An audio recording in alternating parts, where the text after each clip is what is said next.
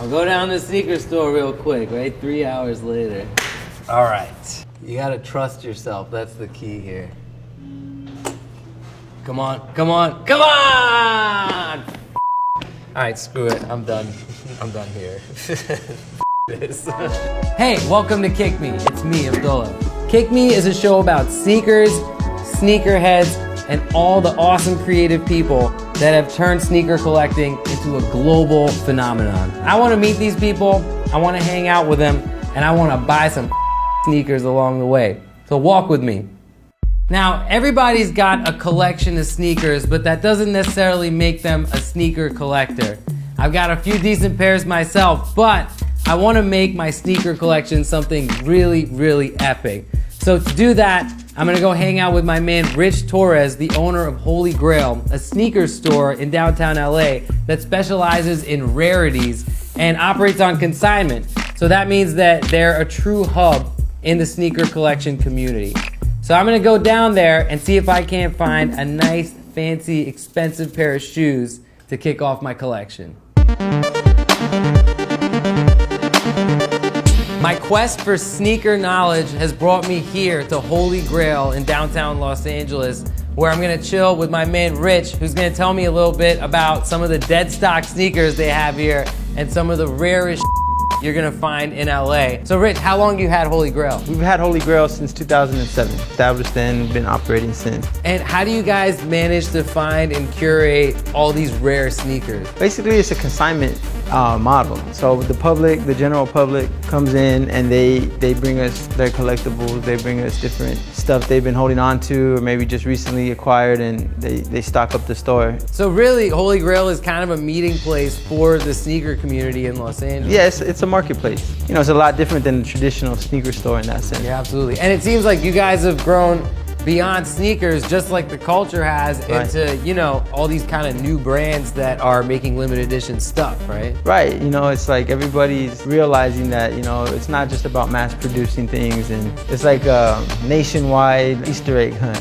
Yeah. For a lot of these products. It definitely makes life a little bit more colorful Right. and a little bit more interesting. And truly, I think that, you know, something I want to explore is the idea that sneakers are really art. You know Absolutely, what I mean? That's always been our whole philosophy from the get. This is a whole nother level of expression, art form, all of the above. And it's crazy to think that there was a certain era in which basketball sneakers were all kind of the same and were all kind of ordinary. An entire culture was born, and literally everything we see on the walls here came after the AJ1. It really is like, Pretty much, yeah. It was like the genesis moment. And I think the fact that they like numbered them, or like there was a new model every year, it really soaked in people's consciousness. Yeah, man, clearly an obsession shared by many, and you're at the epicenter of it in a lot of ways. Yeah. So I got a lot to learn from you, man. Sure. You've got both quality and quantity in this place, clearly. We So do. let's look at some sneakers. All right, let's do it.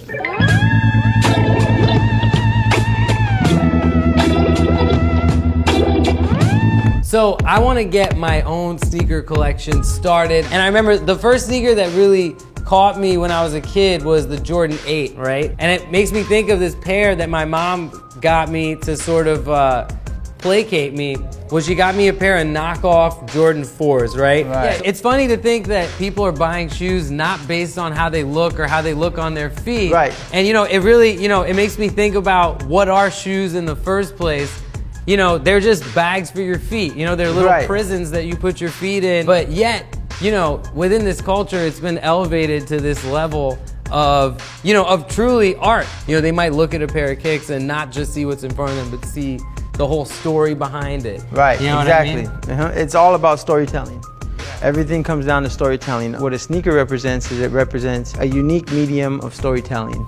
That's different, right? It's not a book, it's not a movie. It's a sneaker. How cool is that, you know?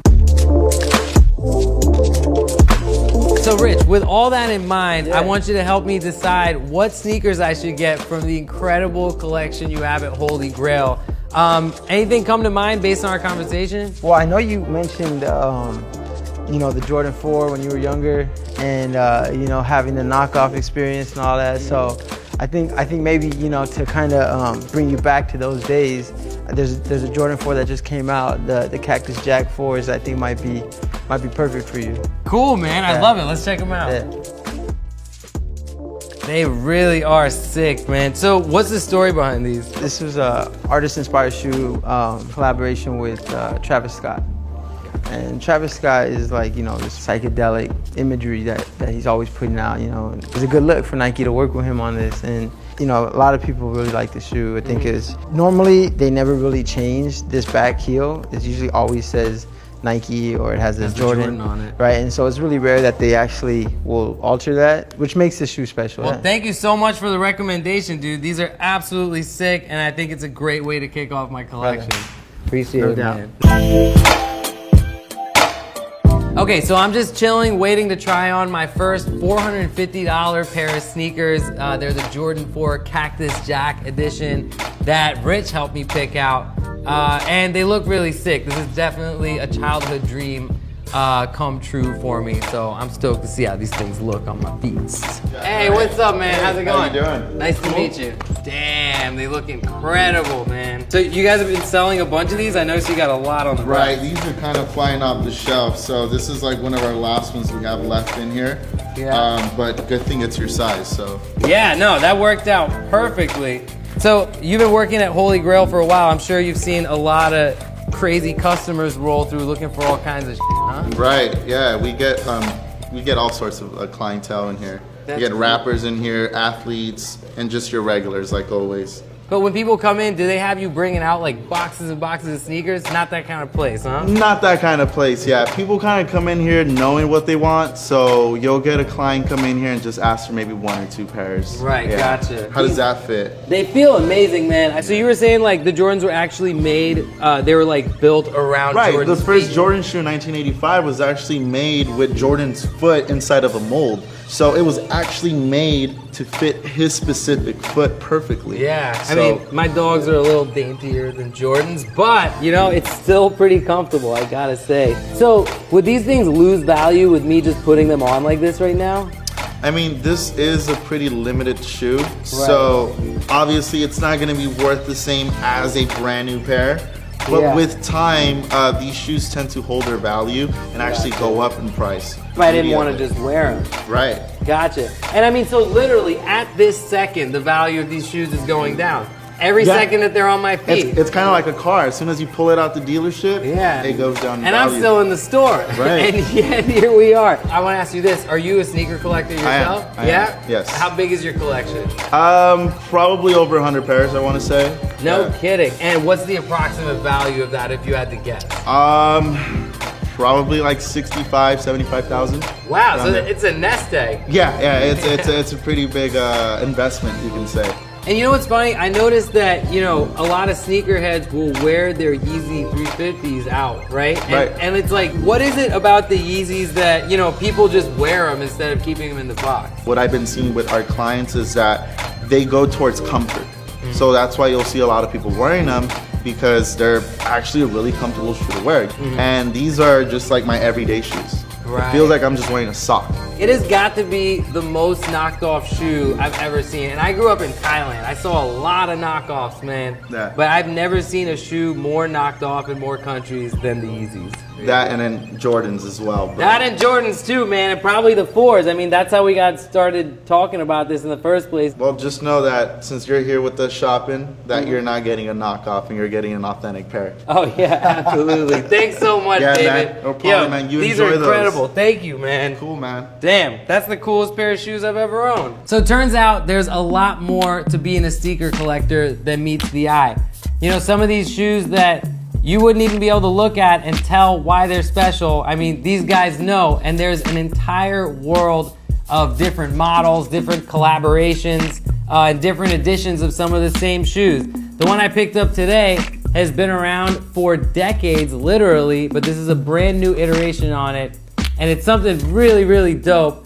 I don't think I can ever bring myself to wear these, but I will be very happy to place them in my little collection.